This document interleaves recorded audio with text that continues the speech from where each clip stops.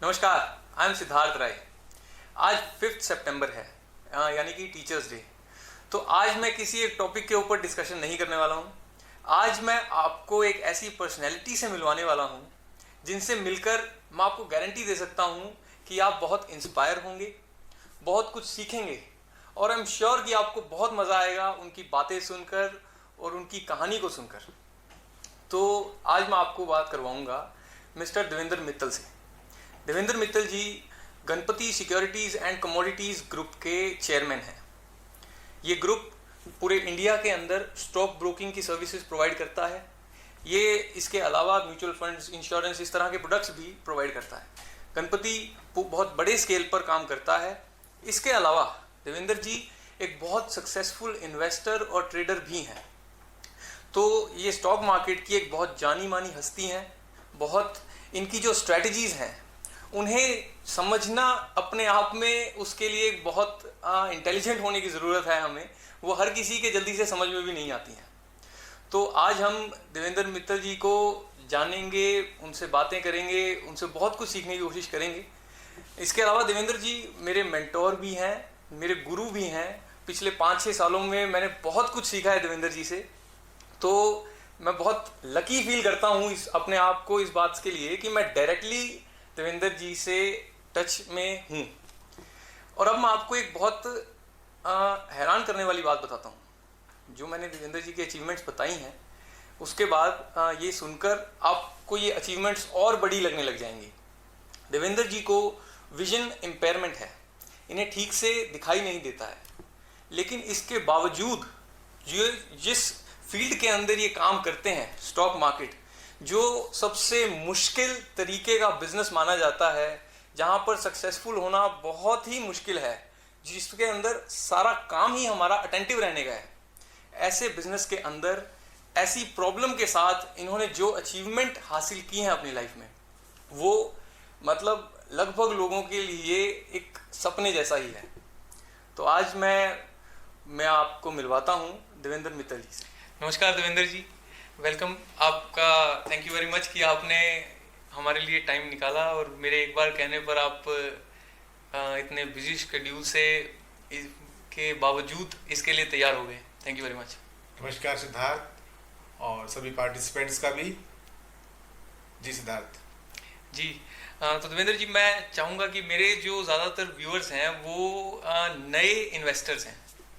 तो सबसे पहले तो मैं चाहूँगा कि आप उन्हें अपनी जर्नी के बारे में बताएं कि आपने किस तरह से स्टार्ट किया, कितने साल आपको हो गए हैं स्टॉक मार्केट के अंदर काम करते हुए, as a broker, as an investor. तो कितना टाइम लगा आपको ये सब यहाँ तक पहुँचने में? सिद्धार्थ, मैंने 1983 में जब मैं 11th क्लास में था तभी से मैंने स्टॉक मार्केट में अपना पहला कदम रखा। अच्छा। और पहले कदम में मैंने एज ए इन्वेस्टर आईपीओ में पार्टिसिपेट करना चालू किया। आईपीओ में मेरा एक ही लक्ष्य रहता था कि जैसे ही आईपीओ में कोई भी अलॉटमेंट आती है तो आते ही मैं उसको बेचता था। अच्छा। और अपना प्रॉफिट जो है बुक कर लेता था।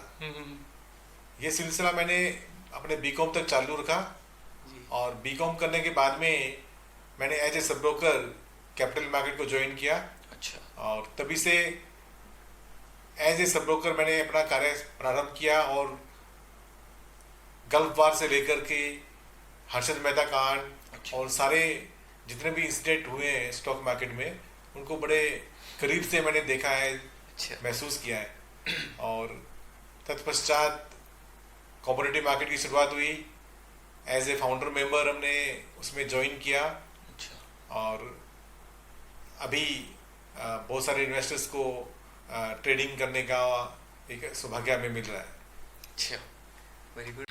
तो देवेंद्र जी, जैसा मैंने आपको बताया कि हमारे ज़्यादातर व्यूअर्स जो हैं वो नए इन्वेस्टर्स हैं। तो मुझे बहुत क्वेश्चन पूछा जाता है कि जो फर्स्ट टाइम इन्वेस्टर है, फर्स्ट टाइम ट्रेडर है, उसे किस तरह से अपना पहला स्टेप स्टॉक मार्केट के अंदर लेना चाहिए। सबसे पहले उसे क्या करना चाहिए? तो आपने तो हज़ारों लोगों को ट्रेडिंग के अंदर गाइड किया है, मेंटोर किया है, उन्हें करते हुए देखा है ये सब। तो आपको क्या लगता है कि सबसे पहला स्टेप एक नए इन्वेस्टर का, नए ट्रेडर का क्या होना चाहिए? कोई भी नया इन्वेस्टर स्टॉक मार्केट में एंटर करता है तो मैं ये बताना चाहता हूँ कि स्टॉक मार्केट से अच्छा अगर मार्केट पैसा कमाने वाला कोई सेगमेंट नहीं है तो इससे बुरा भी नहीं है। जी बिल्कुल। तो ये बात को हर एक इन्वेस्टर को ध्यान में रखनी जी। अति आवश्यक है। और मैं प्रायोरिटी देता हूँ कि कोई भी इन्वेस्टर जब बाजार में आता है, स्टॉक मार्केट में आता है, तो उसे अपने ब्रोकर का चुनाव बहुत ध्यान से करना चाहिए। ठीक है। डिस्काउंट ब्रोकर्स की बजाय उसे एक कंसल्टेंट ब्रोकर का चुनाव को प्राथमिकता देनी चाहिए। जी बिल्कुल। इन्वेस्टर को टीवी के जो बिजनेस चैनल्स हैं वो देखने चाहिए, स्टडी करना चाहिए। बहुत सारे कोर्सेज आज की डेट में अवेलेबल है। और सिद्धार्थ, आप तो खुद एज ए इन्वेस्टर इस मार्केट में आए थे, तो आपने कितनी मेहनत की, जी। कितने डिफरेंट कोर्सेज आपने किए हैं। तो वो सब कोर्सेज भी आप अपने व्यूअर्स को बताइए कि ये कोर्सेज हैं, और इसमें टेक्निकल एनालिसिस का है, और उसके अलावा जितने भी न्यूज़पेपर्स आते हैं स्टॉक मार्केट से जुड़े हुए, बहुत सारी मैगजीन्स आती है, उनका स्टडी करना चाहिए। और जो भी उनके कंसल्टेंट या ब्रोकर हैं उनसे जानते रहना चाहिए कि क्या क्या बातें हैं जो कि मुझे जाननी आवश्यक है। जी। अच्छा, तो जो कोई ट्रेडर होता है देवेंद्र जी, उसको रूटीन के अंदर बहुत एक इस तरह से मैंने ट्रेडर्स देखे हैं जो बहुत स्ट्रेस लेते हैं, बहुत मेहनत करते हैं, लेकिन बहुत स्ट्रेस लेते हैं, सारा दिन लगे रहते हैं, लेकिन फिर भी कुछ रिटर्न नहीं निकाल पाते। आपको क्या लगता है कि एक जो सफल ट्रेडर है और एक जो ऐसा ट्रेडर है जो बहुत टाइम की मेहनत के बाद भी प्रॉफिट नहीं कमा पाता, इन दोनों के अंदर आपको मेनली क्या फर्क लगता है? जो एक सफल ट्रेडर नहीं है जी, वो क्या क्या त्रुटियां करता है आमतौर पर, उसके बारे में आपको बताना आवश्यक है और आपके व्यूअर्स को भी बताना आवश्यक है। जी बिल्कुल। ज़्यादातर जो ट्रेडर्स होते हैं वो अपनी फाइनेंशियल कैपेसिटी से ज़्यादा अधिक काम करते हैं। जी। और उस कैपेसिटी का जो प्रेशर है, ओवर कैपेसिटी का प्रेशर है, उसको वो झेल नहीं पाते हैं। और मार्केट जब कभी भी उनकी थिंकिंग के अपोजिट चलता है, तो ऐसे में वो घबरा जाते हैं और अपना माल काट देते हैं। जी। तो एक ये बहुत बड़ी त्रुटि होती है जो कि एक आम निवेशक करता है। जी। उसके अलावा जो आजू बाजू के हमारे जो लोग होते हैं, उनसे वो कोई भी टिप लेता है, उसे मालूम नहीं होता है कि वो जिसकी टिप ले रहा है, कंपनी की टिप ले रहा है, उसका प्रमोटर कौन है और वो शेयर क्यों ले रहा है, उसके रिजल्ट्स क्या हैं, बिना ये सब जाने और वो उस शेयर को बाय कर लेता है। बिल्कुल ठीक। और ये एक बहुत बड़ी मिस्टेक करता है वो। तो उसको कोई भी टिप लेने से पहले, मैं ये नहीं कहता कि कोई भी टिप को उसको अवॉइड करना चाहिए, हमेशा अवॉइड करना चाहिए, ऐसा नहीं करना चाहिए, परंतु उसको कोई भी परचेज करने से पहले उसे हमेशा उस कंपनी के बारे में जानना चाहिए और वो उस सेगमेंट की बाकी जो कंपनीज हैं उससे उसका कंपैरिजन करना बहुत आवश्यक है। अगर वो ऐसा नहीं करता है तो बहुत बड़ी भूल करता है और जो बड़ी मुश्किल से कमाए हुए पैसे होते हैं उसके साथ में विश्वासघात करता है। तो ये दो बातें जो है एक इन्वेस्टर को सफल से असफल और असफल से सफल बनाती है। जी। बहुत अच्छी बात बताई आपने।